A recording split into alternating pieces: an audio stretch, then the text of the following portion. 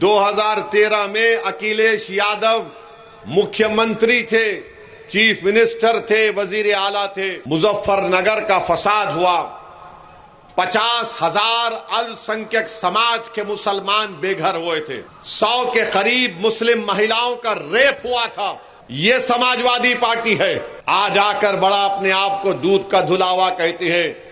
अरे बेशर्मो, तुम्हारी तारीख को मैं जानता हूं। उन कैंपों में जो लोग रह रहे थे, 6-6 महीने लोग, 50,000 लोग 6 महीने तक थे। मैं उन कैंपों में जाकर उनकी इमदाद किया। 2-3-4 दिन था मैं वहां पर। मैंने अपने कानों से उन मुस्लिम खवातीन की दास्तान को सुना जिनको रेप किया गया था। ये तमाम दूसरे समाजवादी हो, कांग्रेस हो, उद्धव ठाकरे हो, मोदी हो, फडणवीस हो, शिंदे हो, ये क्या चाहते हैं कि हम इनके सामने झुक कर रहें।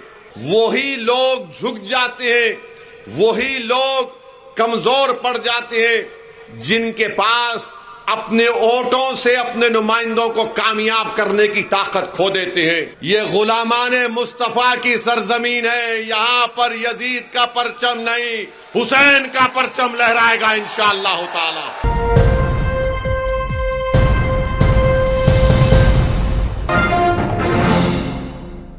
जो लोग समाजवादी पार्टी के बारे में नहीं जानते, सुनो नौजवानों, 2013 में अखिलेश यादव मुख्यमंत्री थे, चीफ मिनिस्टर थे, वजीर आला थे। मुजफ्फरनगर का फसाद हुआ, 50,000 अल्पसंख्यक समाज के मुसलमान बेघर हुए थे, 50,000, 100 के करीब मुस्लिम महिलाओं का रेप हुआ था। यह समाजवादी पार्टी है। आज आकर बड़ा अपने आप को दूध का धुलावा कहती है। अरे बेशर्मो, तुम्हारी तारीख को मैं जानता हूं। मैं जानता हूं। कैसे जानता हूं बताता हूं मैं आपको। जब मुजफ्फरनगर का फसाद हुआ, वहां पर एक शाहनवाज नामी लड़का आज भी है, जिसको मरहूम ज़फ़रयाब जिलानी साहब ने कहा कि इनके साथ जाइए। मैं उन कैंपों में जो लोग रह रहे थे, 6-6 महीने लोग, 50,000 लोग 6 महीने तक थे। मैं उन कैंपों में जाकर उनकी इमदाद किया। 2-3-4 दिन था मैं वहां पर। मैंने अपने कानों से उन मुस्लिम खवातीन की दास्तान को सुना जिनको रेप किया गया था। आज आकर आप सेकुलरिज्म की बात करते हैं, उसमें से आज भी 8-10 खवातीन जिन्होंने उनकी अस्मत रेजी की, उनके खिलाफ मुकदमा लड़ रहे हैं। तो आज आप ये क्यों लड़ रहे हैं? क्योंकि यहां से आपकी आवाज कामयाब ना हो जाए। याद रखो मेरे अजीज दोस्तों और बुजुर्गों, नारों से, जज्बाती तकारीर से हम अपने नुमाइंदों को कामयाब नहीं कर सकते। यकीनन ये बहुत बड़ी चीज है कि जज्बा रहे, मगर जज्बा इतना रहे कि जब 20 नवंबर आ जाए, हम अपना एक एक वोट पतंग के निशान पर बटन दबाकर वारिस पठान को जब कामयाब करेंगे।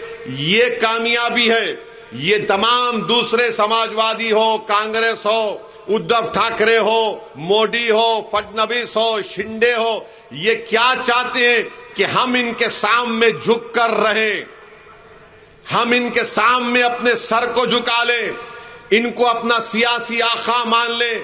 मैं आपसे कह रहा हूं, भारत की जमहूरियत में वही लोग झुक जाते हैं, वही लोग कमजोर पड़ जाते हैं जिनके पास अपने वोटों से अपने नुमाइंदों को कामयाब करने की ताकत खो देते हैं। और ताकतवर कौन है? ताकतवर वो है जो वारिस कह रहा है कि मैं जीत कर जाऊंगा और तुम्हारे लिए लड़ूंगा। कमजोर वो है जो हराने के लिए लड़ता है। यह फर्क है कमजोर और ताकतवर में। और आप यकीन कर लीजिए कि मेरे आज के इस भाषण के बाद ये इबलीस के एजेंट आ जाएंगे यहां पर। अबू जहल के चाहने वाले आ जाएंगे, यजीद के चेले आ जाएंगे। मगर मुझे पूरा यकीन है ये गुलामाने मुस्तफा की सरजमीन है। यहां पर यजीद का परचम नहीं, हुसैन का परचम लहराएगा इंशाअल्लाह ताला। मुझे पूरा यकीन है कि यहां पर इब्लीस कामयाब नहीं होगा, क्योंकि यहां पर सहाबा से मोहब्बत करने वालों की सरजमीन है। और हम आपको वादा कर रहे हैं। अच्छा, फिर मेरे भाषण के बाद आप देखना, जैसा 16 तारीख आएगी वो बोलेंगे वारिस जीत गया तो क्या उसकी सरकार बनती? अगर वारिस जीत गया तो क्या मंत्री बनता? अगर वारिस जीत गया तो क्या करेगा? ये कोविड की बीमारी 17 तारीख से शुरू करेंगे, कोशिश करेंगे, फैलाएंगे नहीं। तो इसका इंजेक्शन मैं अभी देके जा रहा हूं इन लोगों को।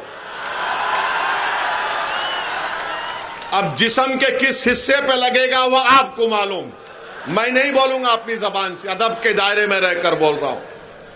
अगर आप अब इत्तेहाद को मजबूत करेंगे, अगर आप इत्तेहाद को मजबूत करेंगे, अगर आप वारिस पठान की उम्मीदवारी पर अटूट मुत्तफिक हो जाएंगे, यही सबसे बड़ा इंजेक्शन इन लोगों के लिए होगा।